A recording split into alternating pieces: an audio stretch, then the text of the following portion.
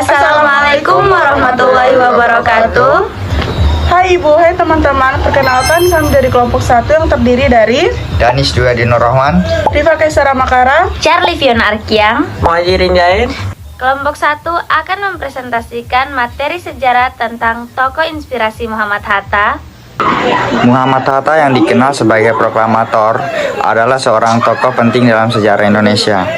Ia adalah seorang negarawan nasionalis dan aktivis kemerdekaan yang menjabat sebagai wakil presiden pertama Indonesia.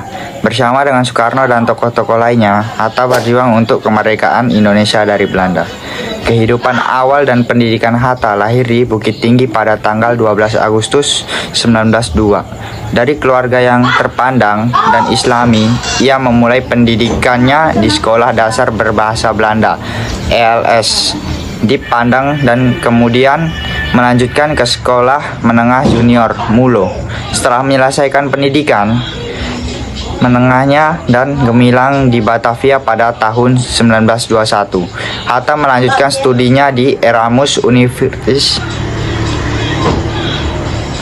Rotterdam, Belanda, mengambil jurusan ekonomi dan meraih gelar Dr. Andus pada 1932. Perjuangan kemerdekaan di Belanda.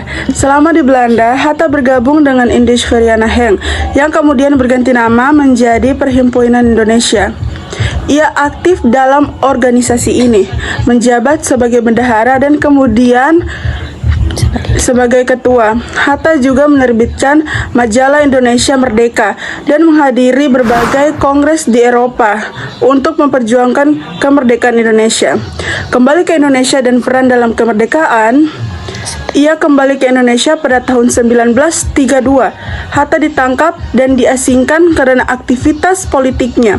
Selama pendudukan Jepang, Hatta bekerja sama dengan pemerintah pendudukan sambil tetap menjalin komunikasi dengan gerakan nasionalis bawah tanah. Setelah Jepang menyerah, Hatta bersama Soekarno memproklamasikan kemerdekaan Indonesia pada tanggal 17 Agustus 1945. Peran sebagai Bapak Wakil Presiden dan Perdana Menteri.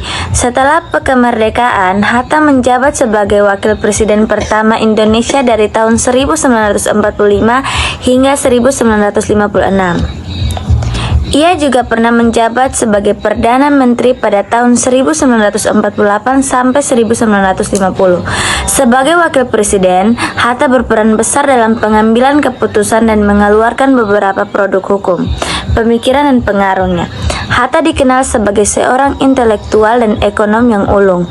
Ia adalah Bapak Koperasi Indonesia dan memiliki pemikiran tentang sosialisme yang berlandaskan pada Islam. Hatta juga merupakan tokoh yang konsisten dalam pemikirannya tentang Indonesia dan berupaya untuk melindungi rakyat serta menyediakan kebutuhan hidup mereka. Akhir hayat. Muhammad Hatta meninggal dunia pada tanggal 14 Maret 1980 di Jakarta dan dimakamkan di Taman Pemakaman Umum Tanah Kusir.